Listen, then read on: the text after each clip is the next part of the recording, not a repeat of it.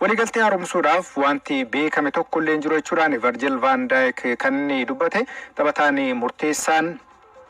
Liverpool kan ta'e Virgil van Dijk kilabichaan gargar baalaat odeeffannoon jedhu irra caalaattiin kaa'atii kan jiru taphataan lammiin Neezerlaandis Virgil van Dijk waliigaltee Liverpool waliin qabu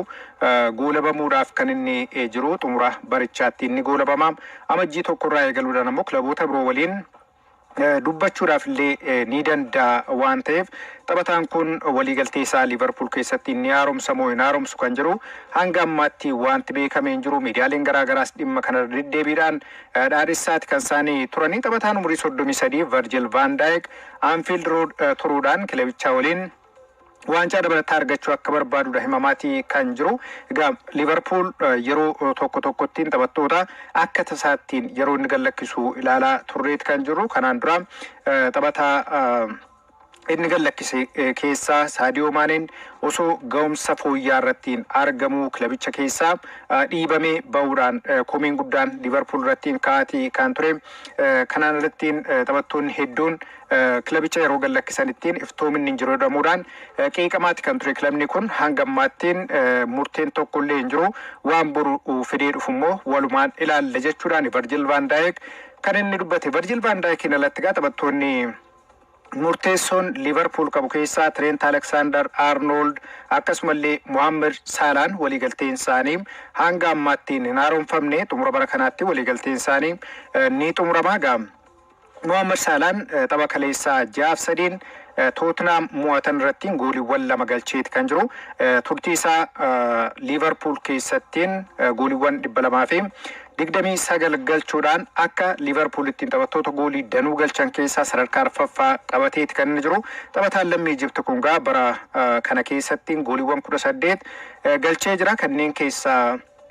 gooliiwwan 15 Premier League Englandiin kan galche gooliiwwan 15 ammoo mijeesser yootu isaatiif kennee jira Saalaan gooliiwwan 44 bara 2017-18 yeroo jalqaba gara Liverpool ittiin dhufe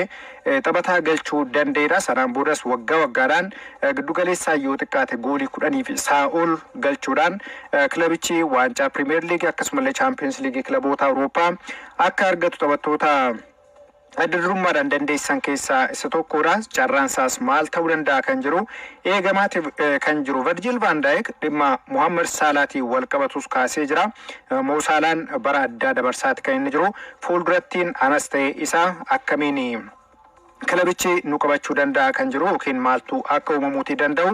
teenyee walumaan laalla jechuudhaan dubbateeti kan jiru Virgil van Dijk taphataa sararetti isaarrattiin dhiibbaawwan goolii eegaarrattiin uumamuutii danda'an jala dhaabbachuudhaan Liverpool qabxii olaanaa akka inni galmeessu waggoottan darban keessattiin gargaaraatii turedha. Crystal Palaces waliigaltee Mateetaa waliin qabu dheeressuudhaaf hojjetaatii akka jirudha miidiyaaleen qabatanii kan ba'anii Jean Mateetaan hanga bara 2027tiin kilabicha keessaa akka turu miidiyaaleen qabatanii ba'aniiti kan jiranu lammiin France Mateetaan yeroo ammaa kana umuriin isaa 27 irratti kan argamu waliigaltee ji'a 18 qabu waxabajjii bara 2026 kan xumuramu BBC'n akka gabaasettiin garuu waliigaltee isaa waggaa 2 walakkaadhaan dheeressuudhaaf kilabichi fedhii akka qabudha kan himamaatii jiru kilabichi dhimmicha ni foomsas jedhameeti kan eegamaatii jiru Mateetaan erga keessuma leenjisaan kilabichaa Oliver Glasner Crystal Palace leenjisuu eegalanii taphoota irratti hirmaata irrattiin ga'umsa addaa mul'isuudhaan taphataa murteessaa kilabichaa ta'uusaa taphataa amansiisaa dhufeedha bara darbe qofaa yoo ilaalle taphoota xumuraa 10 irrattiin gooliiwwan 11dha kan inni galchee Oloompiikiidhaan garee biyyaalessaa France sadarkaa lammaffaadhaan yeroo xumuruttiin goolii 5 galchuu taphataa dirreedhaa ba'eedha bara nagaa taphoota hundaan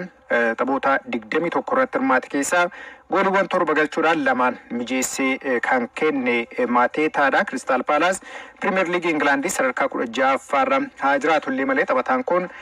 ga'umsi inni mul'isaatii jiru jajamaati kan jiru. Gara La Liga Spainitti yeroo ceenu leenjisaan cimaan La Liga kan ji'a darbee adda ba'anii beekamaniiti kan jiranu torbee 18ffaarra kan ga'e La Liga Spain kan bara 2024-25tiin leenjisaa cimaan ji'a muddee ifoomeet kan jiru leenjisaan Atleetico Madrid Diego Simeone leenjisaa cimaa ji'a muddee jedhamuudhaan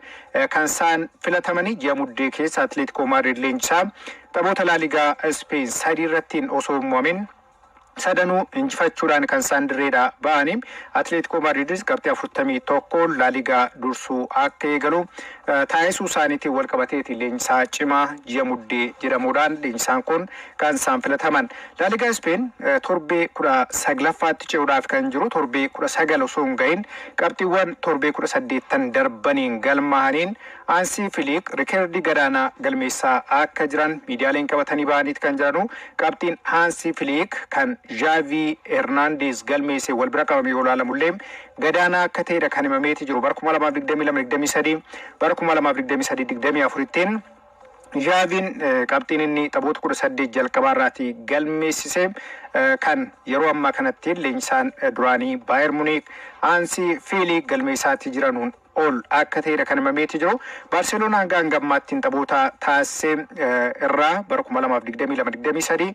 qabxii 50 ture kan inni galmeesse taphoota jalqabaa 19 irraa jechuudha. Bara 2023-24 qabxii 41 galmeessee jira. Bara kana bara 2024-25